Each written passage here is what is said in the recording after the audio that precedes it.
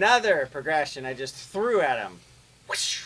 I put all the notes in order, I think. I hope. You did. It was awesome. So, last one was kind of happy. I went for a little bit more moody, progression. Yeah, you were asking for modal. I think we're going to talk about the modes a little bit. That's the Tim Pierce mode right there. Yeah. Yeah. As always, check the links down below. There's my stuff, his stuff, everyone's stuff down below. It's the happiest place on earth, so check it out. We're feeling it. And as for this one, let's zoom in for a closer look and see how you do what you do. Here we go. Okay, so other than the fact I'm wearing my favorite t-shirt today, so I'll only wear it once every 2 months, I promise. We're in G minor, and one of the things you can do modally in G minor, let's say we're here. Beautiful. Now I can go kind of to D minor. I think it's a little bit jazzy and kind of somber. But I can look at G minor like G minor right here. I can also look at it like D minor. Right? Yeah, that's a mode. Position 4 right Somebody there. knows the name of that mode, right? It's called the I Don't Know-ian. Okay. So that's an example of kind of looking at things differently over one chord. G minor, right here, and then D minor. Adds a nice twist to it. So what I'll do in a situation like this where he's going G minor, B flat, C, and then F, right? Yes, sir. My brain is going G minor, C, F. Basically, I look at the B flat as like a cousin of the G minor. So I can hang out and stay in G minor for a little while. But then I like to land on C. You don't have to. You could stay in G minor for that C chord, but I like to. I like to land on C. And I like to accentuate the third of C. And even up here, I think one of the twists I threw in was I'm in G minor right here, let's say. What this is, let me just slow down a second, and we have a G minor right here, which is your little finger fret 10, string 5, your second finger fret 8, string 4, and your next finger fret 7, string 3. Got them all right. The G minor right there, and it could drop over to here. You can add on fret 8, string 2, your third finger. So I'm seeing that G minor. And when it goes to the C, I like to go up there. Right, because that's the C chord right there. Yeah. Nice. So your mind, the more you do this, the more your mind sees all these shapes all the time. So your approach, and we both talk about modes, and we're like, I don't know what that mode is. So you basically just see chords. Like, let's say, the pentatonic scale, and then you know where the chords are. I see chords and scales, but I see chords a lot. I mean, I see G minor, G minor, G minor, then I see C, C7, C. Yeah, so just looking at chord shapes alone, and then superimposing your scales over those chord shapes, you get some interesting stuff. Yeah. Sure. G minor to C7.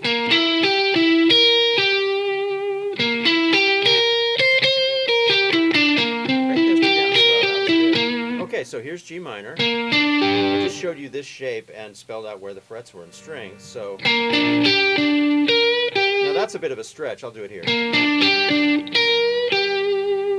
Kind of a bluesy thing. And then you go to C, and I do a C7. Almost the same thing, just one note difference. So here's the G minor. And then you go to C. Sharing chords that share notes. Yeah. So let's say I go up here, I'm in G minor. And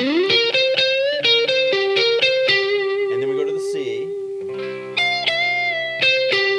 And that's kind of a southern rockism. Right? And that's just basically the D shape. Yeah, it's the D shape, but I'm seeing this C chord right here. C, so back to your comment about me seeing chord shapes everywhere. Seeing the C right there. Drop the guitar down a little bit. So. The kids.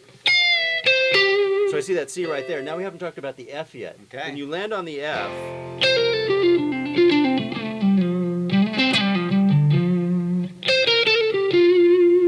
of the things I see, because F is the relative, D minor is the relative minor of F. Okay. So you play the F chord, and I'm kind of playing in D minor. So you see this D minor chord right here? Yeah. And as long as I don't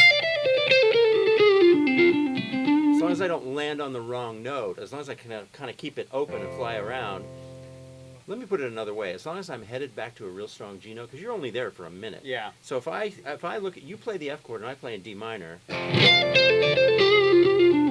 you come back to G, you're only on F for a second. So 2, 3, 4. So basically over the F, I'm looking often at playing in D minor, and then just knowing that I'm going to land really strongly on a G, and that's going to keep me out of trouble. Yeah. Keep me from crashing and burning on a wrong. Yeah, exactly. One of those rhinoceros notes, Exactly. elephant notes. And I might just land real strong, you know, do something kind of tricky and modally in F, and then go back and play the blues.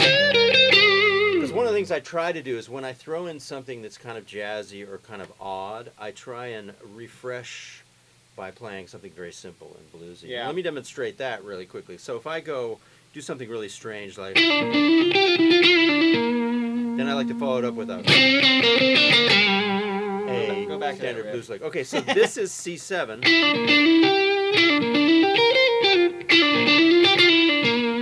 I'm basing this off of a C7 shape right here. Okay, break it down slow again.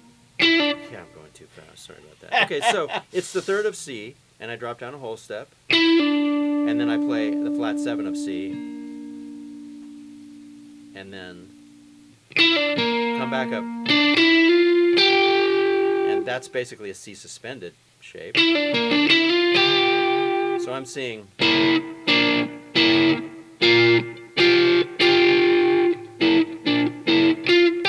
chord shapes. Yeah. Awesome. Riff. And that's odd. Yeah. So if I do something odd, No, that's awesome. awesome. I like to follow it up with something more traditional, like just a slamming in.